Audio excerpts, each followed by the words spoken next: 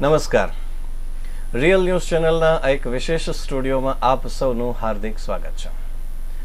મિત્રો, ધોરણ 10 અને 12 બોર્ડની પરીક્ષાઓને હવે ઘણું કરીને 26 દિવસોનો સમય બાકી રહ્યો છે. પરીક્ષાર્થીઓ પરીક્ષા માટે સજ્જ થઈ રહ્યા છે. એવા ઘણા વિદ્યાર્થીઓ કે જેમની તૈયારીઓ પૂરી થવાને આરે છે, તેઓ સરસ રીતે રિવિઝનમાં લાગી ગયા છે. ઘણા બધા વિદ્યાર્થીઓ કે જેમણે હજી સુધી પુસ્તકોની ધૂળ ખંખેરી નહોતી, એ વિદ્યાર્થીઓ પણ હવે ધીમે ધીમે પુસ્તકો તરફ વળી ચૂક્યા છે. આ બધાની વચ્ચે એ વિદ્યાર્થીઓના માતા પિતાની પણ થોડી ઘણી ચિંતાઓ છે, થોડી ઘણી સમસ્યાઓ છે. ખાસ કરીને જ્યારે બોર્ડની પરીક્ષા વિદ્યાર્થી આપતો હોય છે ત્યારે વિદ્યાર્થીનું અને વિદ્યાર્થીના માતા પિતાનું બંનેનું મનોવિજ્ઞાન કંઈક અલગ જ ભૂમિકા તરફ જતું હોય છે.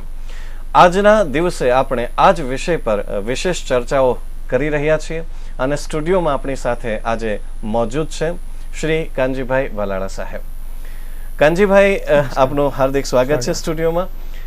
સાહેબનો જેટલો પરિચય આપણે આપીએ એટલો ઓછો છે, પણ આપ સૌ સાહેબના નામથી ખૂબ સરસ રીતે પરિચિત છો. સમાજના ખૂબ મોટા અગ્રણી અને વર્ષોથી શિક્ષણ જગત સાથે સંકળાયેલા રહ્યા છે અને આ સાથે વિદ્યાર્થીઓને અને માતા પિતાને મૂંઝવતા પ્રશ્નોના ખૂબ સરસ રીતે ઉકેલ તેઓ આપતા આવ્યા છે.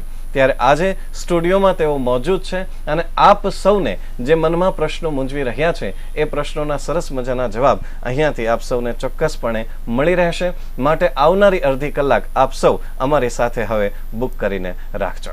સર, પરીક્ષાઓને હવે 26 દિવસોનો સમય બાકી છે, ત્યારે સૌથી પહેલા તો વિદ્યાર્થીઓના મનમાં કેવી કેવી વાતો ઊભી થતી હોય છે? ખૂબ સરસ વાત કરી. અને દર્શક મિત્રો, જ્યારે બોર્ડની પરીક્ષા નજીક આવે ત્યારે માત્ર વિદ્યાર્થી જ નહીં પણ એના માતા પિતા પણ જ્યારે પરીક્ષા આપવાના હોય એવા સ્ટ્રેસમાં, એવા માઇન્ડમાં, એવા રીતે ચિંતામાં હોય છે. પરીક્ષા નજીક ખૂબ દિવસો બાકી છે. દરેક વિદ્યાર્થીને એમ હોય કે મારે પરીક્ષામાં માર્ક્સ લાવવા છે, અને એમાં 10મા ધોરણના વિદ્યાર્થી કમલેશભાઈ માસૂમ હોય છે અને જિંદગીની પહેલી બોર્ડની પરીક્ષા એ આપવાના છે. એટલે ઘણા બધા દ્વિધાઓ, મૂંઝવણો, ચિંતાઓ બાળકને હોય છે. હું કઈ રીતે પરીક્ષા આપીશ? આવા 10મા ધોરણના બાળકોની મૂંઝવણને આપણે સમજી શકીએ છીએ કે બોર્ડની પરીક્ષા પહેલી વખત આપી છે તો કઈ રીતે અપાશે, કેટલું કડક હશે, મારી કંઈ ભૂલ તો નહીં થાય. આવા અનેક પ્રશ્નો બાળકોને હોય છે. 12મા ધોરણના પરીક્ષામાં જે વિદ્યાર્થીઓ આપવાના છે એ કદાચ બીજી વખત આપે છે, પણ પરીક્ષા એ પરીક્ષા છે. ગમે એટલી વખત આપી હોય તો પરીક્ષા આપવાની હોય એટલે સ્વાભાવિક રીતે ટેન્શન થાય, ચિંતા થાય કે હું પરીક્ષામાં મારું પરફોર્મન્સ કેવું દેખાડી શકીશ. દર્શક મિત્રોને ખાસ કરીને વિદ્યાર્થીઓ, ચિંતા કરવાથી માર્ક્સ નથી મળતા, ચિંતા કરવાથી સારા પેપર પણ નથી જતા, પણ ખરેખર સમજણપૂર્વક એ દિશામાં કામ કરવાથી, વિચારવાથી, વાંચવાથી અને વાલીને કેવું હોય તો યોગ્ય વાતાવરણ આપવાથી બાળકને સારા પેપર જતા હોય છે. પરીક્ષા નજીક આવી છે એટલે ખૂબ તૈયારી કરી હશે અને ચિંતા હશે કે હું ઝડપથી રિવિઝન કરી નાખું અને મારા માર્ક્સ ધાર્યા છે તે પ્રમાણે લાવું. મીડિયમ વિદ્યાર્થી હશે એને હજુ પૂરું કરવાનું બાકી હશે કે જો ઝડપથી પૂરું થાય એટલું બાકી રહી ગયું છે એની ચિંતામાં હશે. જે વિદ્યાર્થીઓને ડર છે, વંચાયું નથી, તૈયારી નથી થઈ, સ્કૂલની પરીક્ષામાં પાસ પણ નથી થયા, વાલીને એવી ખબર નથી કે મારો દીકરો નપાસ થશે, પણ બાળકના મનમાં ડર છે કે હું નપાસ થઈશ, તો હજી 26 દિવસો તમારી મુઠ્ઠીમાં છે. તમે જો ધ્યાન પ્લાનિંગપૂર્વક મહેનત કરશો તો તમે ચોક્કસ પાસ થઈ જશો. બસ આવી માનસિક સ્થિતિમાં અત્યારનો વિદ્યાર્થી હશે એવું કમલેશભાઈ મને લાગે છે. જી જી. તો બાળકની 3 જુદી જુદી અવસ્થાઓ વિશે સર આપે કહ્યું. તો સૌથી પહેલા તો આપણે એવા જ વિદ્યાર્થીઓની વાત કરીએ કે જે વિદ્યાર્થીઓ આપે કહ્યું એમ પરીક્ષા પ્રિલિમિનરીની પૂરી થઈ ગઈ અને એના પરિણામો પણ આવી ચૂક્યા હશે અને કદાચ હજુ એ રિમિડિયલ આપી રહ્યા હશે, એટલે કે ફેલ થયા હશે, પાસ નહીં થયા હોય. તો હવે એવા વિદ્યાર્થીઓ જો ઈચ્છા ધરાવે કે પાસ થવું છે અને એ પણ સારા કહી શકાય એવા માર્ક્સ સાથે પાસ થવું છે, તો કઈ કઈ બાબતોનું એ ધ્યાન રાખે? તો 10મા ધોરણના અને 12મા ધોરણ, કારણ કે બંનેની પેપર સ્ટાઇલ્સ જુદી હોય છે, તો બંને વિદ્યાર્થીઓ જુદી જુદી કઈ રીતે તૈયારીઓ કરશે તો સારા કહી શકાય એવા માર્ક્સથી પાસ થઈ જશે? ખૂબ સરસ વાત કરી. આવા વિદ્યાર્થીઓ જે હોય પાસ થશે કે કેમ એવો પ્રશ્નાર્થ ચિહ્ન લાગ્યું હોય, એમાં શાળાના શિક્ષકો પણ એ બાબતમાં ચિંતિત હોય. સ્કૂલે એટલે ક્લાસીસમાં જતા હોય તો ક્લાસના ટીચર્સને પણ એમ હોય કે આ બાળક પાસ થઈ જાય તો સારું, અને બાળક ખુદ જાણતું હોય કે મારું શું થશે એવું એ પોતે અનુભવતું હોય. પણ ખૂબ નબળા વિદ્યાર્થી હોય ને તમને ડર લાગતો હોય કે હું નપાસ થઈશ તો વિદ્યાર્થી મિત્રો ચિંતા ન કરશો. તમે છેલ્લી આઈએમપી જે આપણે કહીએ તમે જે તે તમારા શિક્ષક પાસેથી મેળવી શકો કે સાહેબ મારે માત્ર પાસ થવું છે, કેટલું વાંચું. તમે જો એટલું કરી શકો કે હું આ 20-25 દિવસમાં મારે પાસ થવું છે એવું આઈએમપી કેટલું છે, તો પણ જો સારો શિક્ષક હોય તો આ વિદ્યાર્થીને ખૂબ ગાઈડન્સ આપી શકે. આખું પુસ્તક વાંચવાનું છોડો, જૂના 5-10 વર્ષના પેપર ક્લિયર કરવાનું છોડો, માત્ર પાસ થવાય એટલું જ મને આવડે બસ એટલું જ તૈયારી કરી નાખો તો પાસ તમે ચોક્કસ થશો ને સારા માર્ક્સ થશે, પાસ થશો. બોર્ડ જે પરીક્ષા લે છે એ વિદ્યાર્થીને નપાસ કરવાની પરીક્ષા લેતું જ નથી, એને પાસ કરવા જ છે. એટલે તમે થોડીક તૈયારી કરશો અને જે નબળું દેખાવ આખું વર્ષ મહેનત નથી થઈ, કોઈ પણ કારણોસર તમે જોઈએ તેવી મહેનત નથી કરી, તમે તમારી પરીક્ષા બાબતમાં ગંભીર નથી, આ બોર્ડની પરીક્ષા છે, અહીંયા શિક્ષક તો તમે લખ્યું એટલા જ માર્ક્સ આપી શકે, આ સ્કૂલ નથી. આ વાસ્તવિકતા તમે વહેલું સમજવાની જરૂર હતી, પણ છોડો. રિઝલ્ટ આવ્યું, પરીક્ષા નજીક આવી એમ તમારું પ્રેશર વધતું ગયું અને હવે એમ થાય છે કે કેમ થશે, પાસ થવાશે કે કેમ. 10મા ધોરણ માટે તો બહુ ઇઝી છે, 50%નું ઓબ્જેક્ટિવ છે. તમે આઈએમપી ઓબ્જેક્ટિવ અગત્યના હોય એટલા કરી નાખશો અને પછી શિક્ષક પાસેથી અગત્યના સવાલો તમે ટીક કરીને બસ એટલા જ કરો અને એટલું જ તમે લખો તો મને એવું લાગે છે કે બહુ સારી રીતે પાસ થઈ શકાશે. 12 કોમર્સ સામાન્ય પ્રવાહ, એમાંય એકાઉન્ટ્સ અને સ્ટેટ જેવા તો સ્કોરિંગ સબ્જેક્ટ છે. આ વિષયમાં તમને ડર લાગતો તો બહુ સહેલું છે. શિક્ષકને કહીને રીતના દાખલાઓ ખૂબ અગત્યના હોય છે ને મોટે ભાગે એમાંથી જ રિવિઝન, એમાંથી જ રિપીટ પ્રશ્નો પૂછાતા હોય છે, એટલે તમે એમાંથી ખૂબ સરસ રીતે તૈયારી કરી શકશો. કોમર્સનો મને ખ્યાલ છે ત્યાં સુધી જો 5 વર્ષના પણ પેપરના તમે સવાલ જવાબ જુઓ તો એમાંથી 50% સવાલો કોઈને કોઈ રીતે રિપીટ થતા હોય છે. જો આટલું અલગ તારવીને તમે તૈયારી કરશો તો નબળા તમે લાગો છો એવું તમને લાગે છે એવા વિદ્યાર્થીઓ પણ સારા માર્ક્સ સાથે પાસ થઈ શકે. સવાલ માત્ર એટલો છે કે આ થોડા દિવસોનો સદુપયોગ કરવો, વધુમાં વધુ ધીરજ રાખીને મહેનત કરવી. એમાં સૌથી અગત્યની શરત છે કે ચિંતા ન કરવી અને ચિંતા વગર પાસ થવાના સંકલ્પ સાથે મહેનત કરવી. તો મને એવું લાગે છે કે તમને કોઈ નપાસ નહીં કરી શકે. આવા પ્રકારના વિદ્યાર્થીઓનું દિવસનું શેડ્યુલ કેવું બને, એટલે કે કેટલા કલાકો સુધી અધ્યયન કરે અને એક દિવસમાં કેટલા વિષયો પર ભાર મૂકે તો એમના માટે ફાયદાકારક થઈ શકે? બહુ સરસ વાત કરી કે બાળકને તૈયારી કરવા માટે કેવું શેડ્યુલ હોવું જોઈએ, દરરોજ કેટલા વિષયને વેઇટેજ આપવું જોઈએ. મને એવું લાગે છે કે આનું સ્પેસિફિક કોઈ માળખું નથી, કોઈ નિયમ પણ નથી. બાળકને અનુકૂળતા આવે તે પ્રમાણે મહેનત અને એ પ્રમાણે સબ્જેક્ટ લેવા જોઈએ. પણ જ્યારે થોડા દિવસો બાકી છે ત્યારે વિદ્યાર્થીને ખબર હોવી જોઈએ કે મને કયા સબ્જેક્ટમાં વધુ મહેનત કરવાની જરૂર છે, કયા સબ્જેક્ટમાં ઓછી મહેનત કરીશ તો પણ ચાલશે. એ એક બાબત ધ્યાનમાં રાખવાની હોય. અને વિદ્યાર્થી મિત્રો, કઠોર પરિશ્રમનો કોઈ વિકલ્પ નથી, મહેનત કર્યા વગર છૂટકો જ નથી. એટલે મહેનત કરવી જોઈએ. અને આ પરીક્ષાના બહુ થોડા દિવસો બાકી છે ત્યારે મેક્સિમમ તમે 6 થી 7 કલાક ઊંઘ સિવાય તમારો બાકીનો તમામ સમય તમારી તૈયારી માટે હોવો જોઈએ. હવે સમય બગાડવાનો કોઈ અર્થ નથી ને બગાડવો ન જોઈએ. એટલે બાકીના બધા કલાકો તમે તમારી રીતે થોડું વાંચનના, થોડા ગણતરીના, થોડી વાર માટે હળવા તમે થઈ શકો અને એ રીતે તમારો શેડ્યુલ ગોઠવવો જોઈએ. આ પ્રકારના વિદ્યાર્થીઓની સર મુખ્ય સમસ્યા એ હોય છે કે વાંચન લેખન ઉપર સ્થિરતા પ્રાપ્ત કરી શકતા નથી. એક વખત સરસ મજાની વાતો સાંભળ્યા પછી બુક હાથમાં તો લઈ લે છે, પણ એ બુક અડધી કલાક સુધી પણ હાથમાં ટકી શકતી નથી. એ પોતાને પણ એમને એ વાતનો ખ્યાલ હોય છે કે પોતે સ્થિર નથી. તો આવા વિદ્યાર્થીઓને આપણે એવી કઈ ટિપ્સ આપી શકીએ કે એ વધુ ને વધુ સ્થિર થઈ શકે બુક પર? આ પ્રશ્ન પણ ખૂબ સરસ છે અને મને એવું લાગે છે કે આ પ્રશ્ન તમામ વાલીને વિદ્યાર્થીને ખૂબ મૂંઝવે છે. એકાગ્રતા જ નથી. એક બેઠકે 2 કલાક સતત વાંચવું, લખવું કે મહેનત કરવી એ વિદ્યાર્થીમાં એટલી એકાગ્રતા જ નથી. આ એકાગ્રતા એકાએક નથી આવી જતી, તમારે એના માટે પ્રેક્ટિસ કરવી જોઈએ અને ખૂબ વાંચનની ટેવ પાડવી જોઈએ તો આવે. એક કારણ આ છે, પણ હવે દિવસો થોડા છે. પણ મને એવું લાગે છે કે મનની એકાગ્રતાનો આધાર આપણા આરોગ્ય ઉપર પણ છે, તમારા ખોરાક ઉપર પણ છે, તમારી ટેવ ઉપર પણ છે.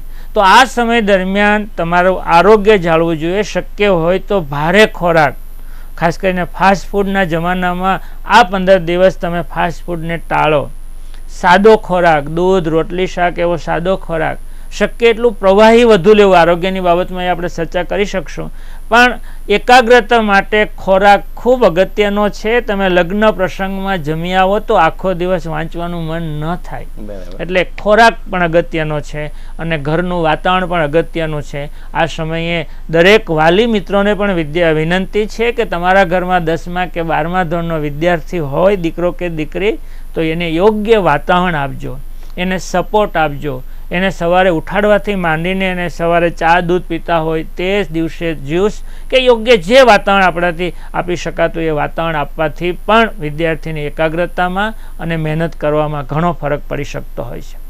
જી, આ થઈ એકદમ સામાન્ય વિદ્યાર્થી કે જેઓએ તૈયારી નહોતી કરી, પણ એવા ઘણા બધા વિદ્યાર્થીઓ હોય છે કે શાળામાં જે રીતે અભ્યાસક્રમ ચાલતો હોય છે અને ટેસ્ટ લેવાતી હોય છે એ રીતે અભ્યાસક્રમની સાથે સાથે પ્રયત્ન તો કરતા હોય છે, પરંતુ એ કોર્સ પૂરો કરી શક્યા નથી, એટલે કે અધવચ્ચે છે અને માર્ક્સ પણ એમના એવરેજ આવતા હોય છે. જો એ ધારે કંઈક આયોજન કરીને તો કદાચ સારા માર્ક સુધી પહોંચી શકે, તો એ આયોજન કેવું હોઈ શકે? આ એવરેજ મધ્યમ વિદ્યાર્થીઓની વાત છે, પણ એ સારા માર્ક્સ 50% ઉપર તો લાવતા જ હોય, એને ખૂબ સારા માર્ક્સ લાવતા હોય.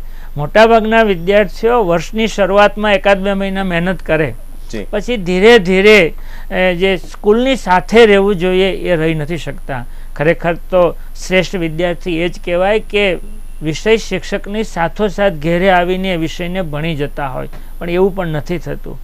પાસ તમે થવાના છો, એમાં કોઈ શંકા નથી, પણ તમે જે આખો અભ્યાસક્રમ પરીક્ષા પહેલાં પૂરો કરી દેવો જોઈએ એમાં તમે પહોંચી નથી વળવાના, એ તમને પણ ખબર છે અને અમને પણ ખબર છે કે ગમે એટલી મહેનત કરીએ તો થવાનું નથી.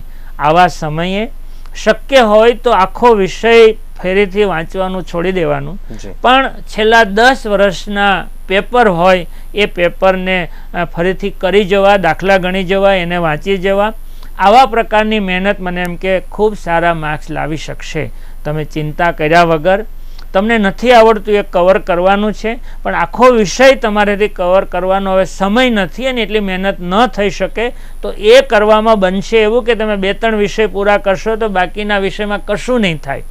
એટલે દરેક વિષયને વેઇટેજ 2-5 દિવસ આપીને અથવા કલાકો આપીને તમે બધાને સરખું મહત્વ આપીને બને ત્યાં સુધી છેલ્લા 10 વર્ષના પેપર તમે જો સોલ્વ કરી નાખશો, એ પ્રકારનું વાંચી જશો, તો મને એવું લાગે છે કે મધ્યમ વિદ્યાર્થી માટે આ બેસ્ટ આઈડિયા છે અને તમે સારા માર્ક્સ લાવી શકશો. જી, તો હવે ટર્ન આવે છે જે એવા વિદ્યાર્થીઓ કે પ્રિલિમિનરી પરીક્ષાઓ એટલે લગભગ આખો જ કોર્સ આવી જતો હોય છે, અને એ બધા વિદ્યાર્થીઓ એવા છે કે જેમણે પ્રિલિમિનરીમાં પણ લગભગ 100માંથી 95થી 100ની વચ્ચે જ માર્કિંગ કર્યું હોય, પણ હવે બોર્ડની પરીક્ષાઓ આવી રહી છે ત્યારે આ જે સ્કોર છે એને ટકાવી રાખવા માટે તેઓ સરસ મજાની મહેનત કરવા ઈચ્છતા હોય છે, પણ ઘણી વખત રિવિઝન બરાબર રીતે ન થઈ શકવાના સંજોગોમાં પણ આવા વિદ્યાર્થીઓ ક્યારેક થોડા માર્ક્સ ગુમાવી બેસતા હોય છે.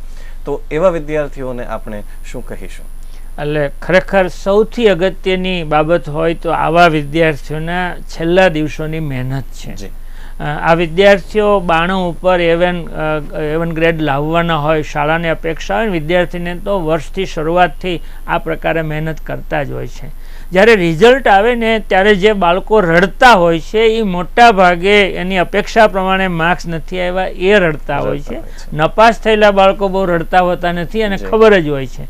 એટલે અપેક્ષા ખૂબ હોય અને એ માર્ક્સ ન આવે એનો રડવાનો તો આવે, પણ પરીક્ષા પહેલા આવા વિદ્યાર્થીને ટેન્શન પણ જબરજસ્ત આવતું હોય છે. તમે ટેન્શનને ન ખાળો તો ખરેખર આવા ઘણા વિદ્યાર્થીઓ ખૂબ ડિસ્ટર્બ પણ થઈ જતા હોય છે.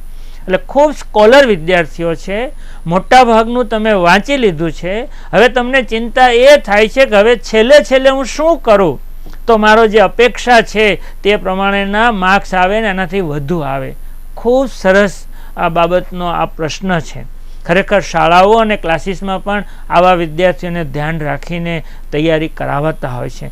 મને એવું લાગે છે કે કમલેશજી, આવા વિદ્યાર્થીઓને બેસ્ટ રસ્તો એ છે કે એણે પેપર લખવા પણ જોઈએ. બરાબર. છેલ્લે બીજા વિદ્યાર્થીઓ લખી નથી શકવાના, પણ આવા વિદ્યાર્થીઓ ધારશે તો દરરોજ 1 થી 2 પેપર જો લખી નાખે, એને તૈયારી થઈ ગઈ છે.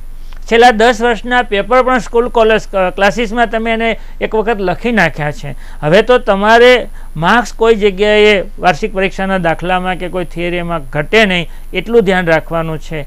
તો દરરોજ એકાદ પેપર બને તો લખી નાખવું, આ પ્રેક્ટિસ ખૂબ અગત્યની હોય છે. પેપરને સમજવાનું હોય, અને કોઈ ન આવડતું હોય એવો તમે શિક્ષક પાસેથી પૂછી શકો, પણ સ્કોલર વિદ્યાર્થીને ન આવડતું એવું બહુ ઓછું હોય છે. છેલ્લી તબક્કે કેવી મહેનત કરવી એટલો જ પ્રશ્ન છે. હું તો લગભગ તમામ વિદ્યાર્થીને કહું છું, ને સ્કોલર વિદ્યાર્થીએ ખાસ, કે તમને ગમે એટલું આવડતું હોય, તમે બહુ વાંચીને બહુ ચિંતા કરો એનાથી વધુ માર્ક્સ નથી આવવાના. એટલે 6 થી 7 કલાક ઊંઘવાનું તો ખરું જ. હોશિયાર વિદ્યાર્થીના વાલીની એક ફરિયાદ હોય છે કે એ ઊંઘતી જ નથી અથવા ઊંઘતો જ નથી, અને છેલ્લી દિવસોમાં ઉજાગરા કરવાથી હોશિયાર વિદ્યાર્થીના પેપરમાં ફરક પડતો હોય છે. એટલે માતા પિતાને પણ વિનંતી કે આવું સ્કોલર વિદ્યાર્થી હોય એની સાથે ખૂબ હળવાશથી એને એના શિડ્યુલમાં રાખવાનું, અને 6 થી 7 કલાક આ બાળક ઊંઘે એની પૂરતી કાળજી લેવાની. 3 પ્રકારના બાળકોમાં વાલીની ભૂમિકા, છેલ્લા જે 3જા તબક્કો હતો કે જે વિદ્યાર્થી માંડ પાસ થાવશે ત્યાં વાલીએ પુષ્કળ ધ્યાન આપવાનું. પણ આ સ્કોલર વિદ્યાર્થીમાં વાલીએ કોઈ દખલગીરી કરવાની થતી નથી, કારણ કે ખુદ વિદ્યાર્થી એ સ્કોલર છે, સમજણો છે, એને કેમ તૈયારી કરવી બધી ખબર છે. બસ એને તમારી ખાલી વોચ કરવાની છે કે બરાબર વાંચે છે, ડિસ્ટર્બ થતું એવું લાગતું નથી. મને એવું લાગે છે કે સ્કોલર વિદ્યાર્થીને પૂરતી ઊંઘની જરૂર છે. સ્કોલર વિદ્યાર્થી થોડુંક ટેન્શનમાં વધારે હોય, તો આવા વિદ્યાર્થીને પરીક્ષાના સમય દરમિયાન ને પરીક્ષા પહેલાં પણ એને પ્રવાહી જ્યુસ કે પ્રવાહી એના શરીરમાં જાય એ પણ જરૂર છે. આમ તમામ વિદ્યાર્થીઓ માટે વાલીને એક વિનંતી પણ છે કે કોઈ પણ ટેન્શન હોય ત્યારે શરીરમાંથી પાણી સુકાતું હોય છે ને આપણા હોઠ પણ સુકાતા હોય છે. તો પરીક્ષાનું ટેન્શન તો છે જ, હોશિયાર હોય કે નબળા વિદ્યાર્થી હોય. તો આ પરીક્ષા દરમિયાન, પરીક્ષા પહેલાં આ વિદ્યાર્થીઓને પુષ્કળ પાણી, જ્યુસ, ફ્રૂટ, લીલા શાકભાજી, આવો ખોરાક જો એમને મળે તો મને એવું લાગે છે કે શરીર માટે ખૂબ સારા છે. એટલે હોશિયાર વિદ્યાર્થી પેપર લખે, પૂરતી ઊંઘ કરે, અને જે ન આવડતું એટલું જ ખાલી જોવાનો પ્રયાસ કરે તો મને એવું લાગે છે કે સારું પરફોર્મન્સ દાખવી શકશે. જી, પરીક્ષાઓ આવવાની હોય છે, ખાસ કરીને એ સમયગાળા દરમિયાન વિદ્યાર્થીઓ આપે કહ્યું એ રીતે ચિંતાગ્રસ્ત હોય છે, અને જેમ વાલીઓ પણ પરીક્ષા આપી રહ્યા હોય એટલી ચિંતા ધરાવતા હોય છે. પણ જો આ વખતના આંકડાઓની તપાસ કરવામાં આવે તો આટલા સમયગાળા દરમિયાન ડિપ્રેશનમાં આવી અને ઘણા બધા વિદ્યાર્થીઓ છે નહીં કરવાના કાર્યો પણ કરી બેસતા હોય છે. અને ઘણી વખત વાલી પણ એટલા બધા ચિંતિત હોય છે કે કેટલાક વાલીઓ પણ આ પ્રકારના પગલાઓ ભરી લેતા હોય છે, જે હકીકતે બિલકુલ જરૂરી નથી હોતા.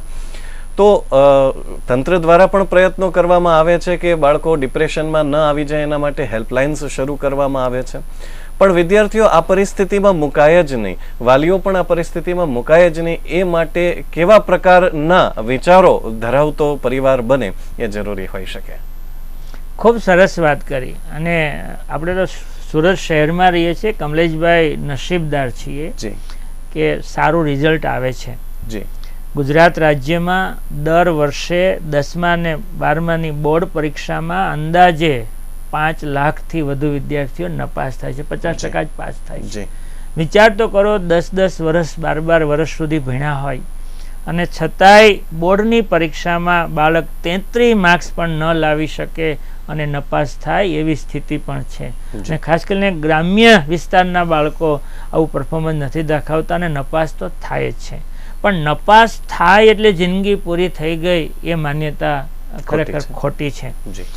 વાત પરીક્ષાને લગતી નથી, પણ એક બહુ સરસ વાત છે, અને એ દરેક મા બાપ અને વિદ્યાર્થી જો જાણતા હોય તો આત્મહત્યા કરવાનો વિચાર ક્યારેય કોઈને ન આવે. આ આત્મહત્યા કરવાનો વિચાર તો તમે ટકાને એટલું બધું મહત્ત્વ આપી દો છો કે હું ટકા નહીં લાવું, પાસ નહીં થાવ તો મારી જિંદગી બદલાઈ જશે, બગડી જશે.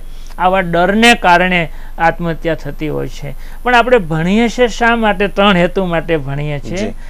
એ 3 હેતુને બરાબર તમે મહત્ત્વ આપો તો મને એવું લાગે છે કે બાળકને આત્મહત્યા કરવાનો વિચાર પણ ન આવે અને મા બાપને મારો દીકરો વધુ માર્ક્સ લાવે એવી ખોટી અપેક્ષા પણ ન જાગે. આપણે ભણાવવા પાછળનો પહેલો હેતુ છે કે પરીક્ષામાં પાસ થાય એટલે બીજો આગળ ભણી શકે. ભણવાનો હેતુ છે, પહેલો હેતુ છે એ પરીક્ષામાં પાસ થવાનો છે.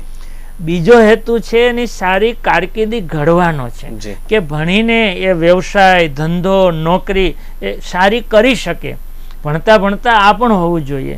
અને ભણાવવા પાછળનો દરેક મા બાપ કહેતા હોય કે ન કહેતા હોય, દરેકને એવું હોય કે મારો દીકરો કે દીકરી સારો માણસ બને, સારો નાગરિક બને. આ 3 હેતુ છે. પણ આપણે શું કરીએ છીએ? માત્ર પરીક્ષાના હેતુને જ મહત્વ આપીએ છીએ, બાકીના 2 હેતુને મહત્વ નથી આપતા. અરે સારા માર્ક્સ નહીં આવ્યા હોય ને એ પણ સારો માણસ બની શકે છે. સારા વ્યક્તિ બનવા માટે ગુણ હોય એવું જરૂર નથી, સુખી એ પણ થઈ શકે છે. માર્ક્સ જરૂરી છે આગળના એડમિશન માટે, પણ સારો વ્યક્તિ હોય, સમજણો હોય, એને કારકિર્દીમાં જે બનવું હોય એ જો સ્વપ્ન હોય તો માર્ક્સ ગમે એટલા આવે એ બની શકે. આ 3 હેતુ માટે આપણે બાળકોને ભણાવીએ છીએ. એવું જો વાલી જાણે તો મને એવું લાગે છે કે બાળક પ્રત્યેની અપેક્ષા ખોટી ન લાગે. એક આત્મહત્યા થવાનું મારા ઘણા બધા આવા ઘટનાઓના ઊંડાણથી જોતો એક બહુ મહત્વનું કારણ છે અને વાલીઓ માટે બહુ અગત્યની ટિપ્સ છે. મોટે ભાગે બાળક આત્મહત્યા ત્યારે કરે છે કે મા બાપને એવી ખબર જ નથી હોતી કે મારું બાળક નબળું છે. એને તો એવું હોય કે પાસ થવાનું અને બાળકે ખરેખર મહેનત જ ન કરી હોય, એને ખબર હોય કે હું કોઈ સંજોગોમાં પાસ નહીં થાવ. આ કોમ્યુનિકેશન નથી. જેટલા માર્ક્સ આવે એ ક્ષમતાની વાલીને ખબર હોવી જોઈએ. બરાબર. એટલે ખબર નથી એટલે એમ થાય કે મારા પપ્પાને ખબર પડી જશે કે મને આવડ્યું જ નથી, મારા ઘરે ખબર પડી જશે કે મને માર્ક્સ મારા આવ્યા જ નહીં. એને કારણે બાળકને વધારે પડતું ટેન્શન આવે છે. તમારે બાળકનું ટેન્શન દૂર કરવું હોય તો બહુ ઇઝી ઉપાય છે. હમણાં સ્કૂલની પ્રિલિમ પરીક્ષા લેવાય ને, સ્કૂલમાં બાળકને લઈને જાઓ અને એના જે માર્ક્સ આવ્યા હોય જાણી લો બાળકની સાથે. બાળક નપાસ પણ થયું હશે તો બાળકને એટલી ખબર પડી કે મારે ઓછા માર્ક્સ આવ્યા, મારા પપ્પાને ખબર છે, હવે બોર્ડમાં ઓછા વાંધો નહીં. એટલે બાળકની જે સ્થિતિ છે એનાથી વાલી દૂર હોય છે, અજાણ હોય છે અને ખોટી અપેક્ષા હોય છે. એને કારણે બાળક કોઈ પણ રીતે પ્રેશરમાં આવીને આત્મહત્યા કરતું હોય છે. એટલે તમારે આ જોવાનું. બીજું, આવું ડિપ્રેશનમાં બાળક હોય એનું વલણ, એનું વર્તન, એની વાતચીત પણ વાલીએ ધ્યાન રાખવાની જરૂર છે.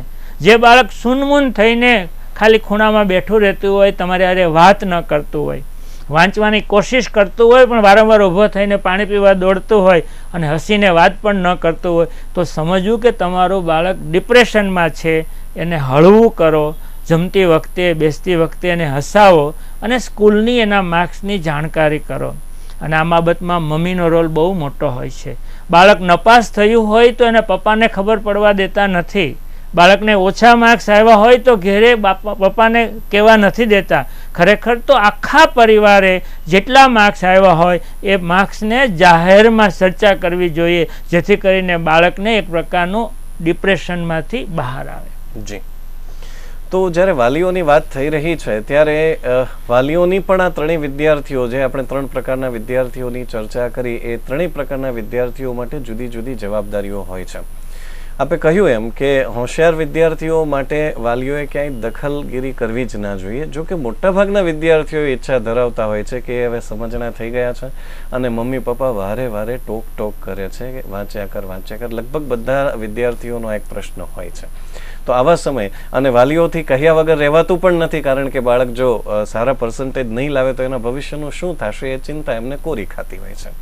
તો આવા સમયે વાલીઓએ શું કરવું જોઈએ? બાળકોના ગમતા થઈ જવું જોઈએ કે એમને કંઈ ટોક ના કરવી, કે પછી ટોક કરવી તો કઈ રીતે કરવી કે જેનાથી બાળક પણ એનાથી જુદું ના બની જાય? ખરેખર મેં શરૂઆતમાં કીધું એમ કે બોર્ડની પરીક્ષા વિદ્યાર્થી આપવાનો હોય તો એ મા બાપને એમ થતું હોય કે જાણે પોતે જ આપતા હોય. આવા એ વધારે પડતા સચેત હોય ને બાળકને વારંવાર કહેતા હોય. વાલી તરીકે તમે ચિંતા કરતા હોય, સ્વાભાવિક છે. પણ મને એવું લાગે છે કે બાળક બોર્ડની પરીક્ષા આપવાનો છે એવું વારંવાર કહેવાને બદલે તમારું વર્તન, તમારો વ્યવહાર, ઘરમાં કાર્યક્રમો એવા હોય કે બાળકને એમ થાય કે હું બોર્ડમાં છું. આપણે બાળકને યોગ્ય વાતાવરણ આપવાનું. હવે તો થોડાક દિવસો બાકી છે, પણ આ દિવસો દરમિયાન ઘેરે મહેફિલ ન કરો. આ દિવસો દરમિયાન આપણે બહુ સામાજિક છીએ, ઘેરે ભોજન માટે બહુ મહેમાનને આમંત્રણ ન આપો. આ દિવસો દરમિયાન તમે ઘર છોડીને બહાર ન જાઓ. આ પણ બાળકને યોગ્ય વાતાવરણ આપવાની વાત છે. અને બહુ તમને કીધું એમ બાળકને અહેસાસ કરાવો. તમે બહાર જવાના હો અને ફોન આવે કે લગ્નમાં આવવાના છો, તમે માત્ર બાળકના સાંભળતા એટલું જ કહો કે ના, હું નહીં આવું, મારા બાળકની બોર્ડની પરીક્ષા છે એટલે હું ઘેરે રહીશ. બાળકને સંભળાવવા તો દો. દીકરી હોય તમને ઘરમાં નાના મોટા કામનો સહકાર આપતી હોય, વાસણ માંજતી હોય, ચા બનાવતી હોય, ભલે બોર્ડની પરીક્ષા હોય તો દીકરી ઘરનું કામ કરતી હોય. એક દિવસથી સાવરણી એને હાથમાંથી લઈ લો કે દીકરી તું બોર્ડની પરીક્ષા આપે છે, લાય હું સાફ કરી નાખીશ. કામમાંથી એને ઊભી કરો કે વાસણ હું માંજી નાખીશ, તારે બોર્ડની પરીક્ષા છે. એને અહેસાસ કરાવો. આજનું બાળક બહુ સેન્સિટિવ છે. એને તમારે કોઈ પણ રીતે લાગણીથી એને અહેસાસ કરાવવાનો છે કે મારા માટે મારા મમ્મી પપ્પા ખૂબ ધ્યાન આપે છે. મારી બોર્ડની પરીક્ષાનું એને પણ મહત્ત્વ છે. મોટાભાગના વાલી બાળકને ઠપકો આપે છે. મોટાભાગના વાલી એને ટોકે છે. મોટાભાગના વાલી એમ કહે છે તારામાં કાંઈ નથી. મોટાભાગના વાલી એમ કેમ વાંચતો નથી. માત્ર એટલું પૂછી દેવાથી બાળકને ભણવાનું મન થતું નથી. સમય હવે પરીક્ષાને ઓછો છે એટલે બીજા મારે તમને ટિપ્સ નથી આપવાના, પણ એને લાગણી આપો. સાથે જમવા બેસો ત્યારે હસો. બાળકની કોઈ ભૂલ થઈ હોય તો એને ખિલદિલીથી માફી આપીને એમ કહો કે આ ભૂલ થઈ, કંઈ વાંધો નહીં, પણ આપણે હસવાનું છે. મને એવું લાગે છે કે ઘરમાં હસવાનું ભૂલાઈ જાય છે, એને પરિણામે બાળકને યોગ્ય વાતાવરણ મળતું નથી. નબળા વિદ્યાર્થીઓ છે એના મા બાપે તો ખૂબ કાળજી એને અહેસાસ કરાવતા લેવાની છે. મધ્યમ કક્ષાના જે વિદ્યાર્થીઓ છે એની ચિંતા નથી કરવાની, પણ એનો શેડ્યુલ ન ખોરવાઈ જાય, એને ડિસ્ટર્બ ન થાય. આપણે તો બોર્ડની પરીક્ષા આવે એટલે ક્રિકેટ આવી જ ગઈ હોય અને પરીક્ષા ઘરમાં ચાલતી હોય ત્યારે ક્રિકેટ મોટા અવાજે જોઈએ. મોટાભાગના વાલી નથી જોતા, પણ ઘણા ઘરમાં બાળક પરીક્ષા આપવાનું છે એનું મહત્વ જ નથી હોતું. ઘણા લોકો એમ કે તું તારે રૂમમાં વાંચ, અમે બહાર ગમે તે કરીએ. નહીં, બાળકને અહેસાસ થવો જોઈએ કે મારી બોર્ડની પરીક્ષાનું મહત્વ આખા ઘરને છે. સામાન્ય વાત કરતા હોય તો હળવેકથી વાત કરે. મમ્મી સવારે કપડાં ધોતી હોય તો દરવાજો બંધ કરીને કપડાં ધોવે કે મારા ધોકાનો અવાજથી મારા બાળકને ડિસ્ટર્બ ન થાય. સવારે બાળકને ઉઠાડ્યું હોય 4 વાગે 5 વાગે બાળક ઉઠતું હોય ને વાંચવા બેસે, અને જો બાળકને બાજુમાં તમે પપ્પા તરીકે પેપર વાંચવા બેસો, મમ્મીને અનુકૂળતા તો એ થોડી વાર એનું વાંચે. બાળકને કહેવાનું નથી કે તું વાંચ, પણ એની બાજુમાં તમે વાંચો તો મને એવું લાગે છે બાળકને ખૂબ અસર થતી હોય છે. આજના બાળકને ટેકલ કરવાનું છે, કુનેહપૂર્વક ટેકલ કરવાનું છે, તો એ બાળક ખૂબ તૈયારી કરે. અને સૌથી જે ટોપર વિદ્યાર્થીઓ છે એ તો બહુ સમજણા છે. એ બાળક તો વાલીને સમજાવે એટલા સમજણા હોય છે ને ખૂબ સમજણા હોય છે. બસ એને બરાબર હિંમત આપવાની છે. એને એમ કહે તું તો બહુ સરસ થઈ શકીશ. અને વાતમાં એટલું કહેવાનું કે તું તો A1 ગ્રેડ લાવીશ, પણ ઓછા આવશે ને તોય તું આ બની શકવાની છો. મને તારા પર પ્રાઉડ છે. બસ એનું ગૌરવ અનુભવતા હોય એવો બાળકને અહેસાસ કરાવો. ચિંતા કરવાથી કશું નથી થવાનું. એ તમામ બાળકો માટે વાલી જો સમજી જાય તો મને એવું લાગે છે કે બાળક માટે ખૂબ સરસ વાતાવરણ ઘરમાં ઊભું થઈ જશે. જી, હવે જ્યારે પરીક્ષાઓ શરૂ થઈ જશે એ સમયે બંને માટે વધુ ચિંતાઓ ઊભી થઈ જતી હોય છે. ઘણા બધા પરિવારોમાં આ સમસ્યા હોય છે અને કેટલાક બાળકો તો હેલ્થ વાઇઝ પણ ઘણા બધા ડિસ્ટર્બ થઈ જતા હોય છે, એટલે કે એમની તબિયત લથડી જતી હોય છે. તો પહેલાં તો આપણે એ જ વાત સમજીએ કે તબિયતનું ધ્યાન કેવી રીતે રાખવું જોઈએ સાહેબ. ડૉક્ટર તો નથી, પણ એટલા વર્ષોના અનુભવ પછી મને એવું લાગે છે કે પરીક્ષા નજીક આવે ત્યારે ઘણા બાળકો પરીક્ષાના ડરથી પણ બીમાર પડતા હોય છે. ઘણા બાળકોની એક પ્રકારની ટેન્ડન્સી હોય છે કે પરીક્ષા આવે એટલે એને તાવ આવ્યો જ હોય, આવે છે. પરીક્ષા આવે એટલે માથું દુખતું જ હોય. એ સાયકોલોજીકલ કારણ છે. આવું જો દરેક પરીક્ષામાં થતું હોય તો બાળકને આવી માનસિકતામાંથી બહાર કાઢવું જોઈએ. એટલે આ બાબતનું ધ્યાન રાખજો. બીજું, પરીક્ષા નજીક આવે એટલે મેં અગાઉ કીધું એમ કે પરીક્ષા એ પરીક્ષા છે, અને એટલે જ્યારે આપણો કોઈ ઇન્ટરવ્યૂ લેવાનો હોય, આપણે કોઈ પરીક્ષા લેવાના હોય ત્યારે આપણે થોડાક ટેન્શનમાં હોઈએ છીએ. એટલે બાળકને એ ટેન્શન હોય છે ને, ટેન્શનમાં શરીરમાં પાણીની ખેંચ ઊભી થાય, અને આ સમયગાળા દરમિયાન જો ખોરાક યોગ્ય ન લેવાય, બહારનું લગ્ન પ્રસંગનું ખોરાક વારંવાર લેવાતો હોય, ફાસ્ટ ફૂડ વારંવાર લેવાતું હોય, પાચનમાં તકલીફ પડે એવો ખોરાક લેવાતો હોય તો બાળકને પેટની તકલીફ થાય છે. કદાચ સ્પષ્ટ ન દેખાય, તમને પેટમાં ન દુખે કે બીજી તકલીફ ન થાય, પણ તમારી માનસિક એકાગ્રતામાં એની ખૂબ મોટી અસર થાય છે. સાત્વિક અને સારો અને સાદો ખોરાક જો લેવામાં આવે તો બાળકની હેલ્થ વાઇઝ ખૂબ સારું રહે છે.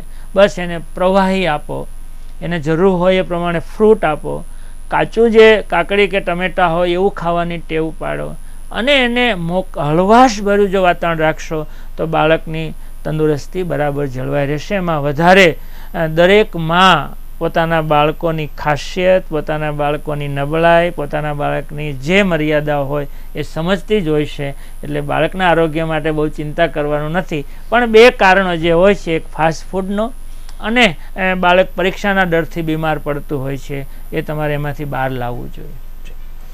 પરીક્ષાઓ જ્યારે સાહેબ શરૂ થશે એવા સમયે બાળકો ઘણી બધી વખત એકબીજાને પેપર કેવું ગયું એ બાબતોની ચર્ચામાં, અને ઘણી વખત પેપર ખરાબ ગયું હોય તો 4-5 વિદ્યાર્થીઓને એવું કહીને કે મારું પેપર ખરાબ ગયું છે, એ નવા પેપરની તૈયારી પણ ગુમાવી બેસતા હોય છે.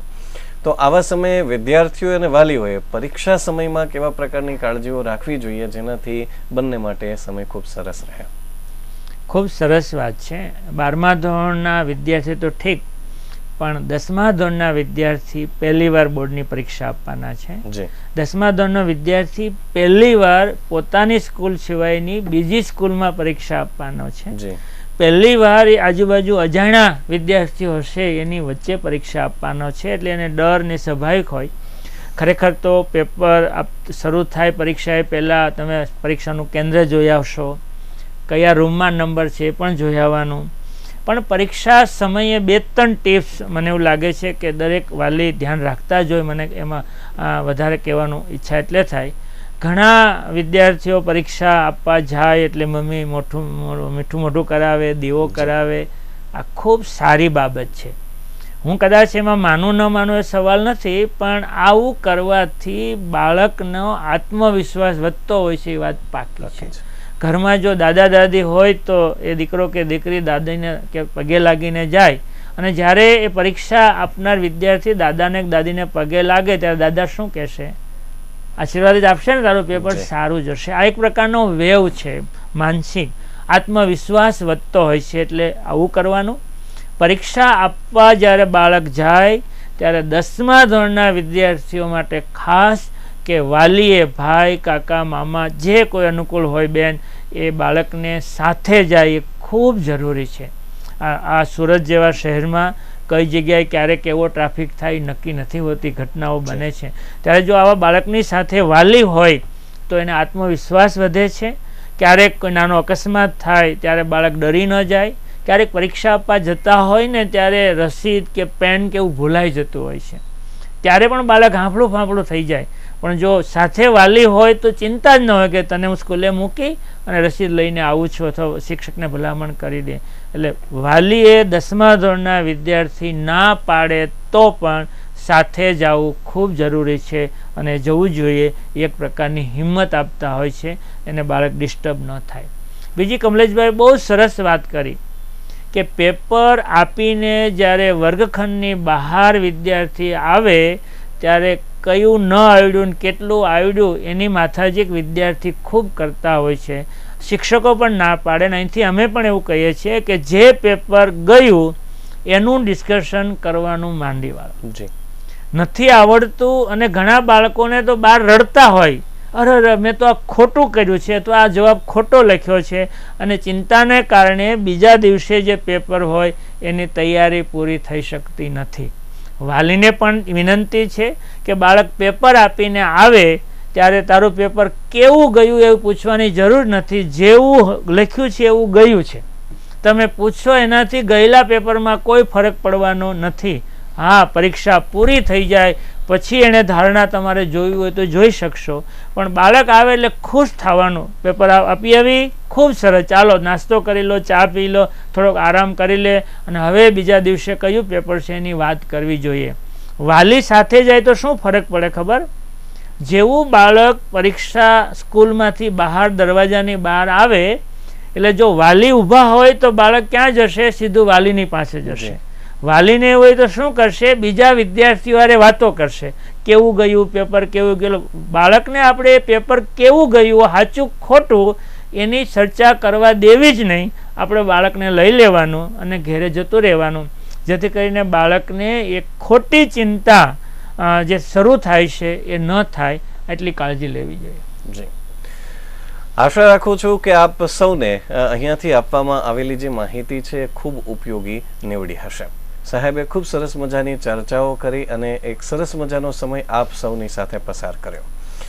આપ જો કદાચ આ કાર્યક્રમ રિયલ ચેનલ પરથી અત્યારે નિહાળવાનું ચૂકી ગયા હોય, અથવા તો આપ આપના સંબંધીઓને, સગા વહાલાઓને, મિત્રોને પણ આ કાર્યક્રમ નિહાળે એવું કહેવા માંગતા હોય તો ફરીથી આ કાર્યક્રમને આપ નિહાળવો હોય તો આપ ફેસબુક, અમારી રિયલ ન્યૂઝ ચેનલના ફેસબુક પેજ ઉપર અને આ સાથે યુટ્યુબ પર પણ આપ આ કાર્યક્રમને નિહાળી શકો છો.